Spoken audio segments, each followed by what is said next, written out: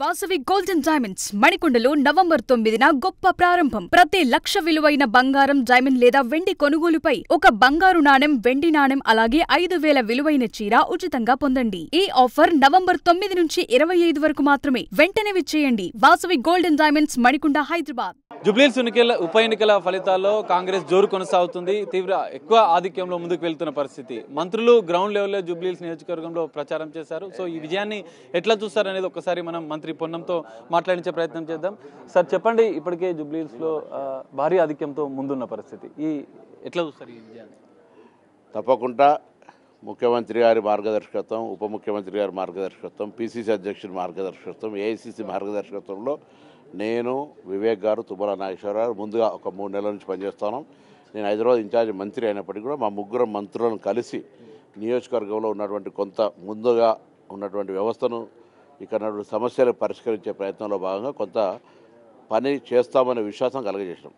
దాని తర్వాత వచ్చినటువంటి పరిస్థితుల్లో డివిజన్కు కొంత నాయకత్వము, శాసనసభ్యులు, కార్పొరేషన్ చైర్మన్, మంత్రులు ఇన్ఛార్జిగా రావడం, అందరూ కూడా మా ఎన్నిక అన్నట్టుగా పనిచేయడం వల్ల ప్రజలకు కూడా విశ్వాసం కలిగింది. ప్రజలను ముందు నుంచి చెప్తారు, కంటోన్మెంట్లో ఉప ఎన్నిక జరిగితే కాంగ్రెస్ గెలిచింది, అది మా సీటు కాదు, ఇక్కడ కూడా ప్రజలు అభివృద్ధి ఆకాంక్షిస్తారు, మమ్మల్ని గెలిపిస్తారని చెప్పినాం.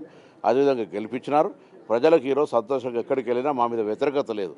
ఎందుకంటే ఒకసారి రేషన్ కార్డులు వాళ్ళకు చాలా కాలంగా వెయిట్ చేస్తూ ఉన్నారు, ఇచ్చినాం. దాంతోపాటుగా బియ్యం ఇస్తూ ఉన్నాం, సన్న బియ్యం, 200 ఇంట్లో కరెంటు ఫ్రీ ఇస్తూ ఉన్నాం, ఉచితంగా బస్సు ప్రయాణం చేస్తూ ఉన్నారు. గ్రామీణ ప్రాంతాల్లో నియోజకవర్గాన్ని 3,500 ఇండ్లు వచ్చినాయి. రైతులకు రుణమాఫీతో పాటుగా బోనస్ ఇస్తూ ఉన్నాం, రైతు భరోసా ఇస్తూ ఉన్నాం, వడ్డీ లేని రుణాలు ఇస్తున్నాం. ఇక్కడ కూడా ఈ విధంగా అన్ని కార్యక్రమాలు కొనసాగుతున్నాయి. ఇంత ఆర్థిక సంక్షేమం ఉన్నప్పుడు కూడా ఇన్ని కార్యక్రమాలు జరుగుతున్నాయనేది ప్రజలకు అర్థమైంది. కాబట్టి ప్రభుత్వానికి అండగా ఉండాలి. మరింత కార్యక్రమాలు, కొన్ని ఇంకా జరగాల్సిన కార్యక్రమాలు ఉన్నాయి. మాకు ఆటో కార్మికులకు సంబంధించిన అంశం కొంత ఈ ఉప ఎన్నికల్లో ప్రేరేపితమైంది. దాన్ని కావాల్సుకొని రాజకీయంగా చేసే ప్రయత్నం కూడా చేసినారు. తప్పకుండా అటువంటి అంశాల పట్ల మేము మా ప్రభుత్వం సానుకూలంగా వ్యవహారం చేస్తుంది. మీరు యూసుఫ్గూడ డివిజన్ ఇన్ఛార్జ్గా ఉన్నారు, అక్కడ మెజార్టీ ఎట్లా వచ్చింది? మీరు గ్రౌండ్లో వెళ్ళి ప్రచారం చేశారు, ప్రజలకి ఒక భరోసాను కల్పించే ప్రయత్నం చేస్తారు. యూసుఫ్గూడ ప్రతి సర్వే, ఈవెన్ టీఆర్ఎస్ సర్వేలో కూడా కాంగ్రెస్ మెజారిటీగా ఉంది.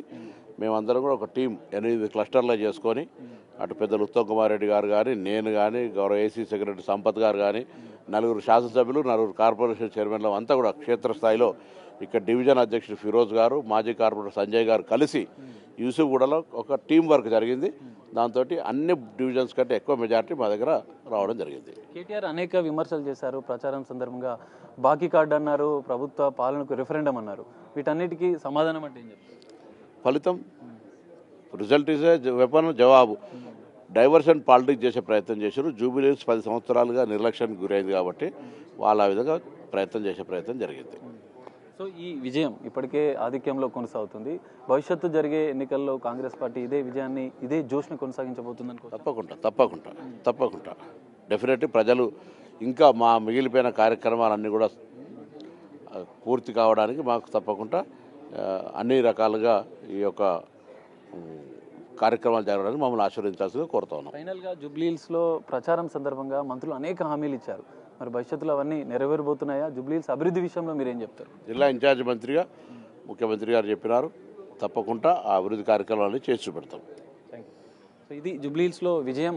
ఖచ్చితంగా మంత్రులందరి సమన్వయంతో మేము ప్రచారంలో నిర్వహించాం, వారికి భరోసా కల్పించే ప్రయత్నించాం. ఖచ్చితంగా జూబ్లీహిల్స్ ప్రజలకు హామీ ఇచ్చిన విధంగా సీఎం రేవంత్ రెడ్డి ఆదేశాల మేరకు అన్ని అభివృద్ధి కార్యక్రమాలను కూడా త్వరలో పూర్తి చేస్తామని కూడా మంత్రి పొన్నం చెప్తున్న పరిస్థితి.